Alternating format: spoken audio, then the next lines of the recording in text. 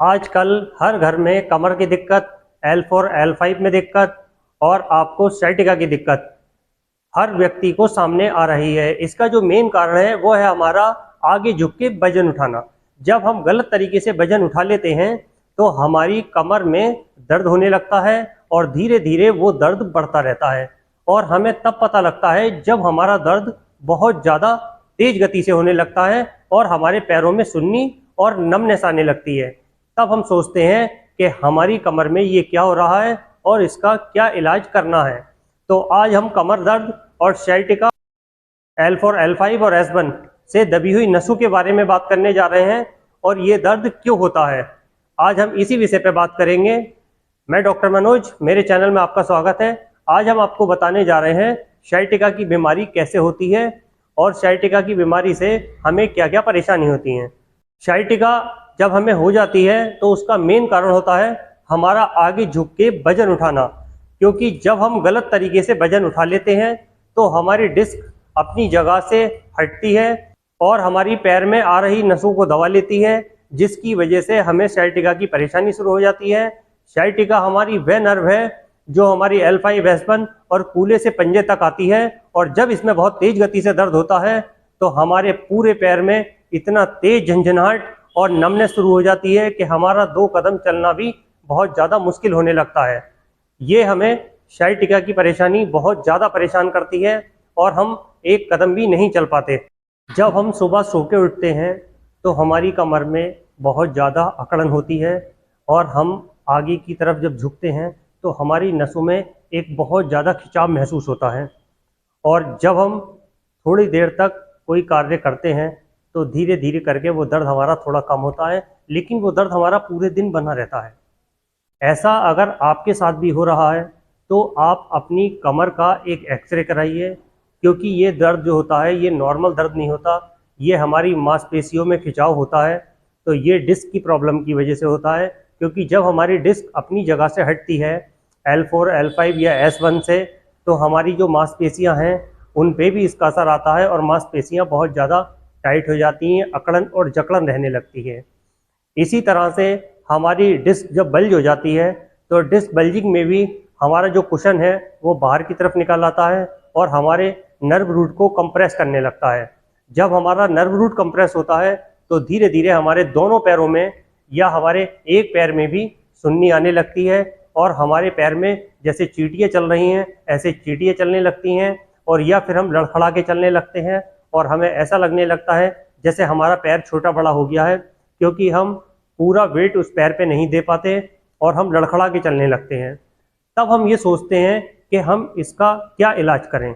तो इसका सीधा इलाज है वो है फिजियोथेरेपी और एक्सरसाइज। फिजियोथेरेपी और एक्सरसाइज से आप अपनी कमर की दबी हुई नसों को खोल सकते हैं और साथ में आपको ऑपरेशन कराने की भी ज़रूरत नहीं पड़ेगी और हम जितनी पेन किलर खा रहे हैं उन पेन किलर का भी इस्तेमाल आपको नहीं करना पड़ेगा, क्योंकि जब हमें दर्द होता है तो हम पेन किलर खाते हैं और पेन किलर एक समय तक खा सकते हैं, उसके बाद पेन किलर भी हमें नुकसान देने लगती हैं, उसके भी कहीं ना कहीं हमारे किडनी और हमारे लीवर पे साइड इफ़ेक्ट होने लगते हैं। इसलिए हम एक लंबे समय तक पेन किलर का यूज़ नहीं कर सकते। इसीलिए आपको सबसे अच्छा जो इलाज है वो इलाज है आप फिजियोथेरेपी करें और साथ में एक्सरसाइज कराएं। अगर आप फिजियोथेरेपी भी नहीं कराना चाहते, आज जो मैं आपको एक्सरसाइज बताने जा रहा हूँ वो एक्सरसाइज सारी आप घर पे ही करें और धीरे धीरे आप अपनी दबी हुई नसों को खोल सकते हैं।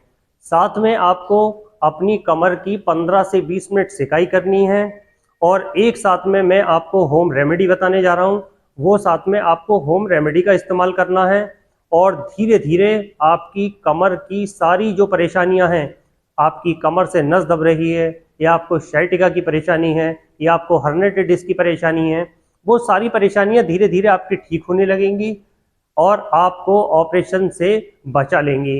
यानी कि बिना ऑपरेशन के आप अपने कमर के दर्द को ठीक कर सकते हैं। तो मैं एक्सरसाइज शुरू करने से पहले आपको वो होम रेमेडी बताने जा रहा हूँ। आपको रात में 1 गिलास दूध में आधा चम्मच हल्दी और 2 काली मिर्च डाल के आपको उसे तब तक उबालना है जब तक दूध अच्छे से खौलने ना लगे। जब वो दूध धीरे धीरे खौलने लगेगा यानी कि उसे उबाल आने लगेगा उसमें, तो उसका कलर चेंज हो जाएगा और वो एक तरह से गोल्डन मिल्क हो जाएगा। फिर आपको डेली रात में उसका इस्तेमाल करना है। आधा गिलास दूध अगर आप डेली इस्तेमाल करते हैं तो आपकी हड्डियों में मजबूती आएगी और आपके जोड़ों में और आपकी कमर में जो बहुत ज़्यादा जकड़न और अकड़न हो रही है वो धीरे धीरे ठीक होने लगेगी। क्योंकि हल्दी एक एंटीबायोटिक का काम करती है और हल्दी के अंदर इन्फ्लामेशन को कम करने वाले औषधीय गुण पाए जाते हैं जो हमारे दर्द को और जो हमारी सूजन को ठीक करते हैं। इसीलिए आपको इस नुस्खे का इस्तेमाल डेली करना है और साथ में जो मैं एक्सरसाइज बताऊंगा दबी हुई नसों को खोलने के लिए वो एक्सरसाइज करनी है। ये दोनों चीजें करने के बाद आपको 15 दिन में ही अपनी कमर में बहुत ज़्यादा फर्क महसूस होने लगेगा और आप 3 से 4 महीने अगर इस एक्सरसाइज को और इस रेमेडी को इस्तेमाल कर लेते हैं तो आपको निश्चित रूप से फ़ायदा महसूस होने लगेगा। और आप रेगुलर एक्सरसाइज करिए, आप एक्सरसाइज को अवॉइड ना करें। जैसे हम होम्योपैथिक दवाई को डेली इस्तेमाल करते हैं कि बीमारी हमारी ठीक हो जाए, इसी तरह से आप इस रेमेडी को और एक्सरसाइज को डेली करिए। आपको निश्चित रूप से फ़ायदा होगा और आपको ऑपरेशन कराने की ज़रूरत नहीं पड़ेगी और आप बहुत जल्दी स्वस्थ हो पाएंगे। तो अब मैं आपको बताने जा रहा हूँ वो कौन सी एक्सरसाइज है जो दबी हुई नसों को खोलने के लिए कारगर साबित होंगी। वो ऐसी एक्सरसाइज है, कमर की सिकाई करने के बाद आपको 5 एक्सरसाइज करनी है और 5 एक्सरसाइज आपकी सारी कमर की दबी हुई नसों को खोल देंगी। अब हम बताने जा रहे हैं आपको कमर से दबी नसों को ठीक करने के लिए और कमर में दर्द के लिए फर्स्ट एक्सरसाइज में आपको इस तरह से सीधे लेट जाना है और अपने पैर को ऊपर उठा के 5 से 10 सेकंड होल्ड करना है। इसी तरह से आपको दूसरे पैर को उठा के होल्ड करना है। इस एक्सरसाइज को करने से जो आपके पैर में दर्द आ रहा है और जो आपके पैर में सुन्नी आ रही है, यानी कि जो आपके पैर में झंझनाहट होती है, उस झंझनाहट को धीरे धीरे ये एक्सरसाइज ठीक करेगी और आपके पैरों में जो मजबूती नहीं है वो आपके पैरों को मजबूती भी आएगी। क्योंकि जब हमारी कमर से नसें दबती हैं तो उसका सीधा असर हमारे पैरों पे देखा जाता है और हमारे पैर बेजान होने लगते हैं। उस बेजानपन को दूर करने के लिए इस एक्सरसाइज को किया जाता है। जब आप 5 से 10 सेकंड इसको होल्ड करेंगे तो हमारी मसल्स में ताकत आने लगेगी और जो हमारी मसल्स कमज़ोर हो जाती हैं तो हमारे पैर नीचे की तरफ गिरने लगते हैं। इस तरह से हमने ऊपर उठा रखा है तो धीरे धीरे ये इस तरह से आएंगे, लेकिन जब इसमें ताकत होगी तो आप इसे ऊपर उठा के रोक सकते हैं। जब एक्सरसाइज को आप रेगुलर करेंगे तो आपके पैरों में ताकत आने लगेगी और धीरे धीरे जो आपका दर्द है वो दर्द कम होने लगेगा और आपकी दबी हुई नसें खुलने लगेंगी। अब हम बताने जा रहे हैं आपको दूसरी एक्सरसाइज में आपको अपने पैर को इस तरह से मोड़ लेना है और अपने दोनों हाथों की सहायता से आपको अंदर की तरफ दबाना है। इसी तरह से आपको दूसरे पैर से दबाना है और इस एक्सरसाइज को कम से कम 20 बार एक पैर से करना है। इस तरह से इस एक्सरसाइज को करने से आपकी जो डिस्क अपनी जगह से हट गई है वो आपकी डिस्क अपनी जगह धीरे धीरे आने लगेगी और आपकी जो नसें दब रही हैं वो आपकी नसें दबी हुई धीरे धीरे खुलने लगेंगी। लेकिन एक्सरसाइज आपको रेगुलर करनी है, तभी आपको इसका फ़ायदा महसूस होगा। जिस तरह से मैं एक्सरसाइज कर रहा हूँ इसी तरह से आप डेली एक्सरसाइज करिए, तभी आपको इसका फ़ायदा महसूस होगा। और इस एक्सरसाइज को करने से सबसे बड़ा जो बेनिफिट है वो हमारे जो कूल्हे का मूवमेंट है वो प्रॉपर होने लगेगा। क्योंकि कई बार देखा गया है कि जब कूल्हे में हमारे दर्द रहने लगता है तो हमारा जो कूल्हे का मूवमेंट है वो धीरे धीरे कम हो जाता है। इस एक्सरसाइज को करने से हमारे जो कूल्हे का मूवमेंट है, यानी कि जो हमारा हिप जॉइंट है, प्रॉपर तरीके से चलने लगेगा और साथ में हमारी जो कमर की मांसपेशियाँ खिंचती हैं, जो कमर में अकड़न और जकड़न रहती है, वो भी धीरे धीरे ठीक होने लगेगी। अब हम बताने जा रहे हैं आपको तीसरी एक्सरसाइज में आपको अपने दोनों पैरों को इस तरह से मोड़ लेना है और अपनी कमर को ऊपर की तरफ उठा के 5 से 10 सेकंड होल्ड करना है। इस एक्सरसाइज को करने से आपकी कमर में जो अकड़न और जो जकड़न है और जो आपकी कमर की फ्लेक्सिबिलिटी कम हो गई है वो धीरे धीरे ठीक होने लगेगी। साथ में अगर आप एक्सरसाइज करने से पहले 15 से 20 मिनट अगर आप अपनी कमर की सिकाई कर लें, उसके बाद अगर आप इस एक्सरसाइज को करते हैं तो आपको इसका डबल रिजल्ट मिलेगा, क्योंकि सिकाई करने से आपकी जो मसल्स हैं वो काफ़ी हद तक सॉफ्ट हो जाएंगी और आपको अकड़न और जकड़न धीरे धीरे कम होगी। और फिर एक्सरसाइज करेंगे तो आपको बहुत अच्छा फ़ायदा महसूस होगा। ये एक्सरसाइज के और भी कई सारे फ़ायदे हैं, जैसे कि आपकी जो स्पाइन है L5 और S1, इसमें भी इसकी जो मूवमेंट है उसको करने से काफ़ी फ़र्क आता है।